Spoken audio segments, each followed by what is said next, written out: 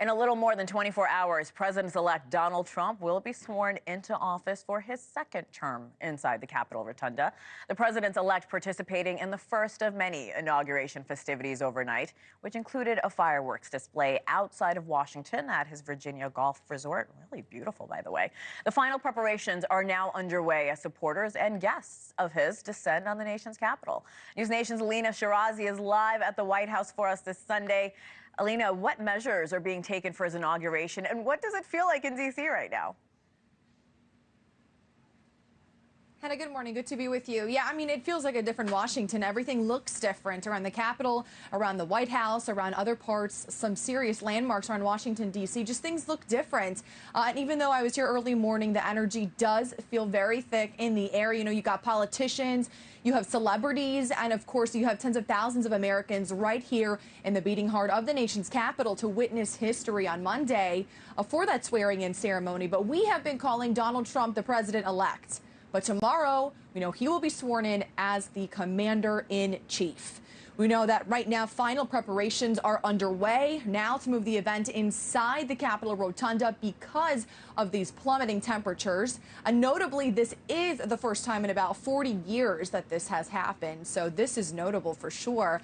But yesterday in person on your show, Hena, we did see crews removing some of those Jersey barriers that were around the Capitol, around Union Station and the White House area. And we know that it took them months to get that done. They started that in November, so to tear it all down, certainly something for the crews there. They spent a lot of time doing that. But now the race, we know, is on. We know crews are scrambling to finalize a stage. They're getting other furniture and chairs inside of the Capitol, where we know a lot of people will be crammed inside of there.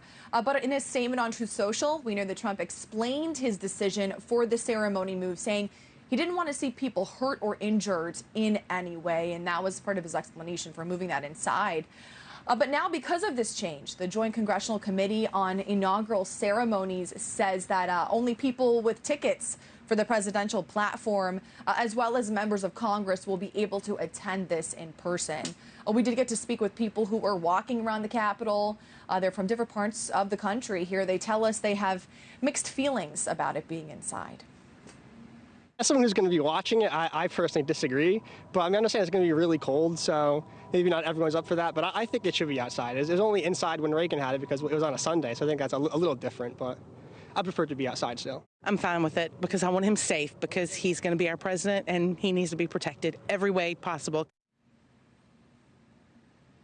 And it's unclear how many people the Capital One Arena will truly be able to fit. A lot more people have to be fit in there, so we're going to see how that goes, Hena. That will be interesting. We also know Trump is holding that campaign-style victory rally today at the arena. That's where the Washington Wizards play. What can you tell us about who's performing, who's giving speeches? Yeah, you know, this is sort of the culmination. It's the kickoff for the president-elect and his MAGA base, which we know has already been formed. He was president once. This is his second time in office. We know some of the speakers, though, at Sunday's rally, we're told, will be Vice President-elect J.D. Vance, Elon Musk, former wrestling star Hulk Hogan, actor John Voight, UFC President Dana White, as well as Megyn Kelly. You can see all of them on your screen there.